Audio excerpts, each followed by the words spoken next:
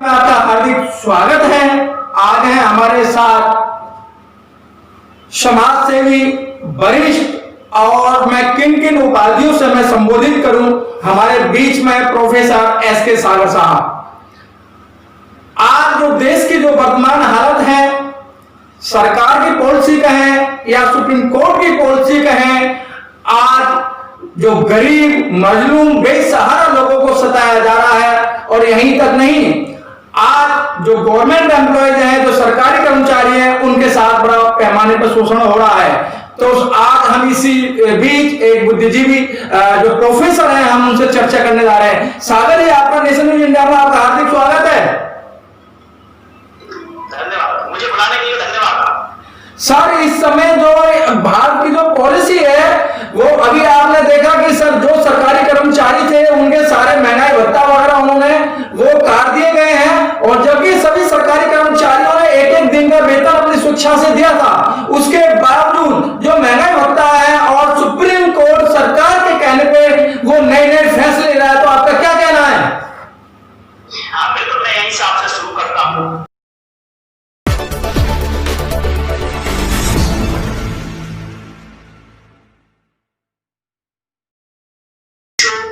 सारे और डिफरेंट जो गवर्नमेंट डिपार्टमेंट्स हैं, टीचर्स हैं, उन्होंने अपनी जान पर खेलकर इस देश की सेवा की है।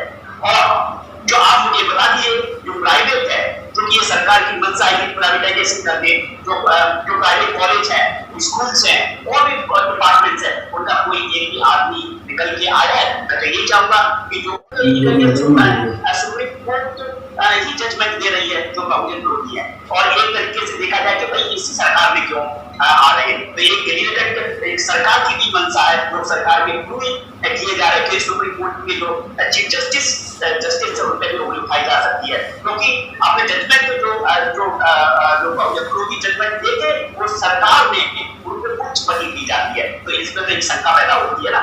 अब आप देखो, आपने अभी देखा हो रिजर्वेशन पॉलिसी स्टेट के ऊपर छोड़ दिया है कि भाई आप दे सकती है, नहीं दे सकती है। और लेबर लॉ तीन स्टेट में इंप्लीमेंट भी करने की सोच लिया, कर भी दिया है। आपने देखा हो 8 से 12 कर दिया है। और अब एक सबसे बड़ी बात बताऊं, जो 1000 लोगों ने, जो फॉरेन कंपनीज ने, उन्होंने यहाँ पर अप्लाई किया है। और जब इनका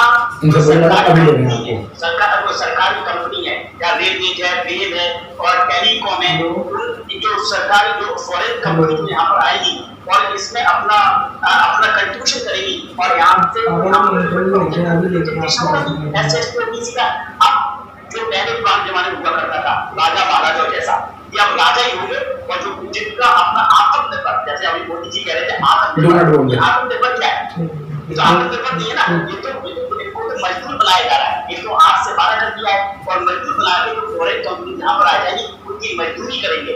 जो बाबा साहब का विजन था कि भाई हर चीज में रिप्रेजेंटेशन रहेगा, तो अपनी समाज का भला होगा, समाज का भला होगा, तो देश का भला होगा। तो इस सरकार की ये मंशा है कि इसको जो जहाँ से आए थे उसको वहीं पहुंचा दिया जाए। तो एफडीआई के थ्रू ही एक तरीके से हमारा जो रिप्रेजेंटेशन है वो भी खत्म होगा। और एक आपको और बता दूं, एक इन्होंने ये कोविड ही क्यों चुना है? कोविड-19 ये जो चल रहा है पैनिक है, पूरा देश जूझ रहा है उससे। और आप देखो सरकार और सेंट्रल गवर्नमेंट और यहाँ पर स्टेट गवर्नमेंट पूरी तरह से फेल हो गई है। जब देखा कि अब फेल हो गई तो क्या किया जाए, हमारी बदनामी हो रही है, लोग मर रहे हैं, तो इन्होंने एक तरीके से बोल दिया एक्चुअली लॉक है पर डाउन है, सब कुछ गलत है, बिल्कुल होता है। तो विनोद अपने जो बिजनेसमैन है उनको अपनी इकोनॉमी से लेना है, इकोनॉमी से लेना, उनके बढ़ावा करना है, गरीब मरे तो मरे।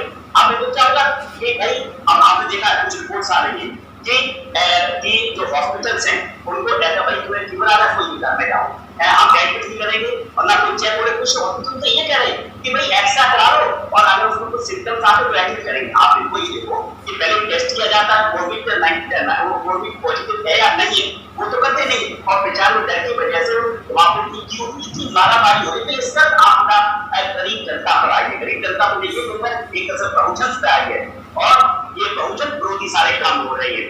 और आप देखो तो लेबर एक जगह से पूछी जा रही है किस तरह से मर रही है, मुझे तो कभी-कभी ये लगता है क्या हो रहा है। तो जी, और आपने अयोध्या का देखा, और वो भी एक अयोध्या का बताऊंगा, जो अभी वहां पर मंदिर अयोध्या का मंदिर राम मंदिर बनाया जा रहा है,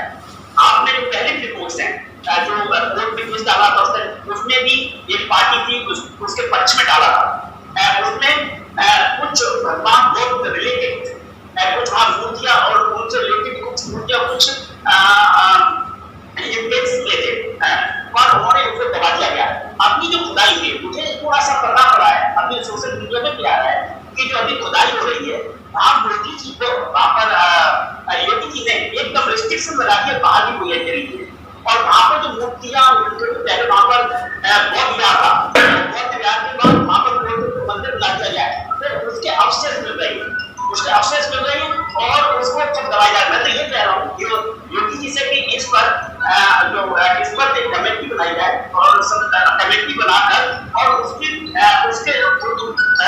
खुदाई उनकी प्रेजेंस में की जाए और उनकी पूरी वीडियो रिकॉर्डिंग की जाए जिससे पता पड़े कि वहां पर बहुत याद था।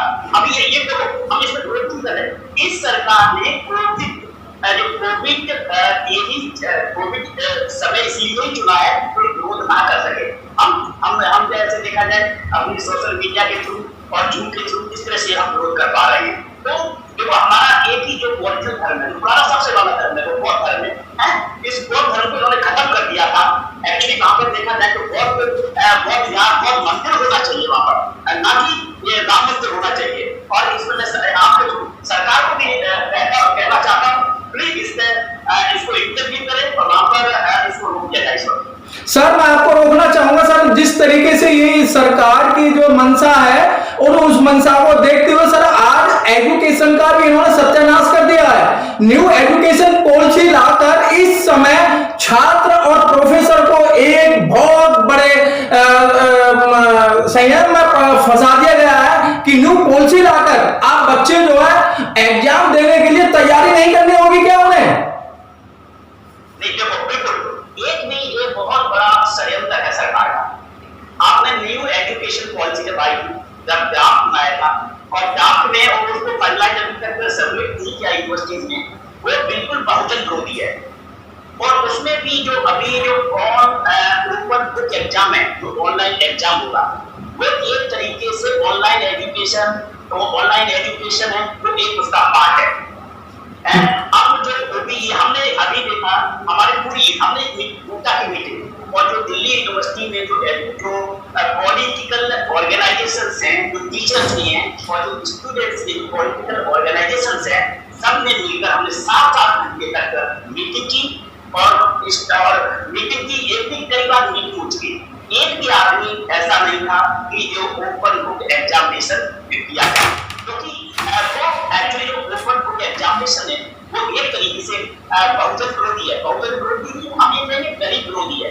आप ये बताइए, आप ऑनलाइन एग्जाम दे रहे हो, ऑनलाइन एग्जाम दोगे, जो आपको जो एक छुट्टियां पड़ी थी, जो कॉलेज बंद था, जो होली से पहले बच्चे अपने घर चले गए थे, सारे अपने घर चले गए थे और जब तक उसके बाद कॉलेज बंद कर दिए गए, कॉलेज बंद कर दिए गए थे कोचिंग की वजह से।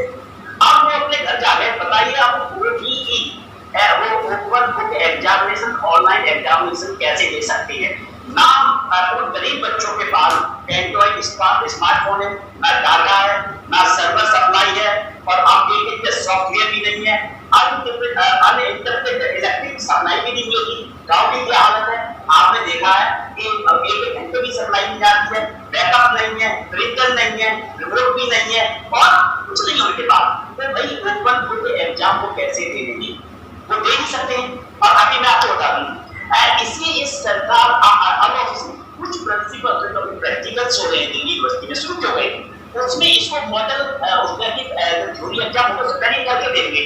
ऑफिस ने उन्होंने मॉडल दिया पर कुछ प्रिंसिपल ने 1 घंटे का टाइम दिया और फिर आप अपना प्रैक्टिकल करो, बाकी समय आप लोग करो, स्कैन करो, हमें भेज दो। अब उसमें इतनी परेशानी हो रही, गरीब बच्चे कर नहीं पा रहे, सुबह एग्जाम देते शाम को दे पा रहे, तो ये थ्योरी एग्जाम है, ये तो मजा है। एक्चुअली आपने देखा एक गरीब बच्चा है, जो गरीब बच्चा है, मैं गरीब बोलूंगा, वैसे तो गरीब है ज्यादातर लोग ऑप्शंस ही होंगे, होने के बाद एक छोटा सा एक नॉर्मल स्मार्टफोन नहीं खरीद सकते, तो वो स्मार्टफोन प्रिंटर उसकी तो वो सोच भी नहीं सकती है। ये सरकार को ये तो देखना चाहिए ना। तो आपको हमने क्या सजेशन भी दिया कि भाई आप ऑनलाइन ना करके आप ये इसका हल नहीं कर रहे, जो इनके 5 सेमेस्टर निकल रहे हैं, 5 सेमेस्टर्स हैं, उनको एवरेज निकाल के और 6th सेमेस्टर में उतना एवरेज निकाल के उनको पास कर दिया। एक तो ये ऑप्शन है। एक दूसरा जो ऑप्शन हमने रखा है कि जो 5th सेमेस्टर है उसका कितने नंबर है उसके अकॉर्डिंग 6th सेमेस्टर में दे दो, उनको पास कर दिया जाए जी। अगर फिर भी देखा जाए हम एक्चुअली अभी एक कैलेंडर आया है यूनिवर्सिटी ने, जो ये जो एक टेक्निकल चीज में बताना भूल गया, जब 28 अप्रैल का यूजीसी का और मिनिस्ट्री एमएचआरडी का ऑर्डर आया था कि यूनिवर्सिटी चाहे वो ऑनलाइन या किसी भी तरह से अपनी गाइडेंस प्रिपेयर करे और पढ़ाई शुरू करे, तो उसमें एक ही था कि अपना इसको करे। वो एक्चुअली जो गाइडलाइंस और एडवाइजरी की थी हमारी दिल्ली यूनिवर्सिटी की जो एकेडमिक काउंसिल और ईसी काउंसिल है, उसमें डिस्कशन करके तब ये इम्प्लीमेंट करना चाहिए था कि ओपन बुक एग्जाम है और ऑनलाइन टीचिंग है वो करना चाहिए था। इन्होंने तो एक्चुअली ना एसी और ना ईसी में ये डिस्कशन ही नहीं किया और इन्होंने कॉलेजेस को सर्कुलर भेज दिया भाई ऑनलाइन टीचिंग करना शुरू कर दो। तो ये तो देखा जाए ये तो वायलेशन है, ये तो एक्चुअली वायलेशन है, ये तो अपना वो एक तरीके से दादागिरी चला रही है। तो और इससे सिर्फ गरीब लोगों का ही गरीब बच्चे हैं जो डाउन टोटल फैमिली से आती है उनका बहुत बड़ा नुकसान होने वाला है। और मैंने इस नोट दिया कि भाई अगर मान लिया फिर भी कोविड की वजह से अगर सर्कम क्लासेस सही नहीं होते, किसी तरह से गड़बड़ होती है, तो फिर इस तरह से जो आपको 2 तरीके बताए तो उस तरह से इनको पास कर दिया है। अगर नॉर्मल हो जाती है तो 5 जुलाई में आप ऑफलाइन एग्जाम करा लीजिएगा जैसे पहले होते थे जी।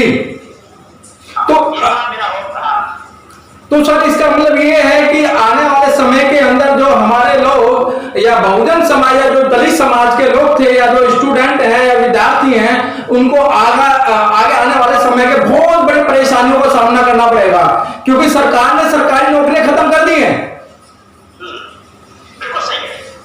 इस सरकार जब एफडीआई आने के बाद जो कुछ बची थी वो भी खत्म हो जाएगा और ज्यादातर इन्होंने जो गवर्नमेंट सेक्टर थे जैसे बीएचईएल है, कुछ रेलवे का पार्ट है और इनको सारा इनको खत्म होना जा रहा है एक तरीके से जी। जो बच्चे देखो एक चीज बताओ, बच्चे के पास गरीब बच्चे हैं उनके पास खाने की तो रोटी नहीं है, वो private engineering college medical college वहां कैसे पढ़ पाएंगे? आधा तो पहले इन्होंने खत्म कर दिया, थोड़ा बहुत बचा था तो इस तरह जो पब्लिक सेक्टर में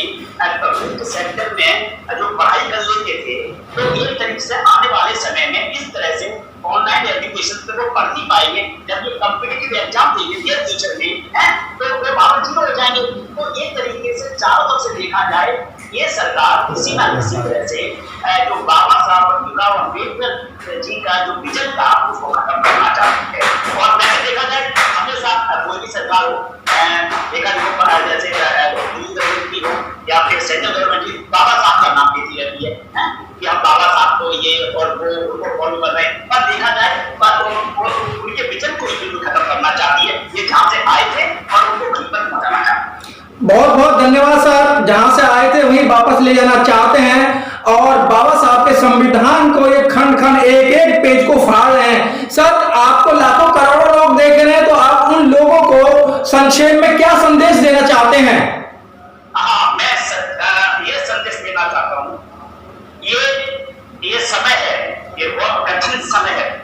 मैं सभी बहुजन लोगों से आग्रह करता हूँ आपके थ्रू, भाई सब इकट्ठे हो जाओ और इकट्ठे होकर जो ये सरकार जो दलित विरोधी या बहुजन विरोधी जो काम कर रही है इकट्ठा होकर इसको विरोध करें और आने वाले समय में हम अपने जो पॉलिटिकल की है वो अपने हाथ में लेके आए और अपनी सरकार बनाए आने वाले समय में। अगर इसी तरह से चलता रहा तो ये हमें खत्म कर देंगे, हम बहुजन को खत्म कर दें, हम इनको खत्म नहीं कर पाएंगे। बहुत बहुत धन्यवाद सर, आप थे प्रोफेसर प्रोफेसर सागर जी, जिन्होंने बहुत अच्छी बात बताई और आगे का और वर्तमान और भविष्य की स्थिति बताते हुए उन्होंने कहा है कि आगे ठीक समय नहीं है। अगर सत्ता अपने हाथ में होगी तो हम बहुत बड़े काम कर सकते हैं, अगर सत्ता हाथ में नहीं होगी तो हम नहीं काम कर सकते। क्योंकि आपने देखा कि संविधान के एक एक पेज को फाड़ा जा रहा है और उनका संशोधन किया जा रहा है।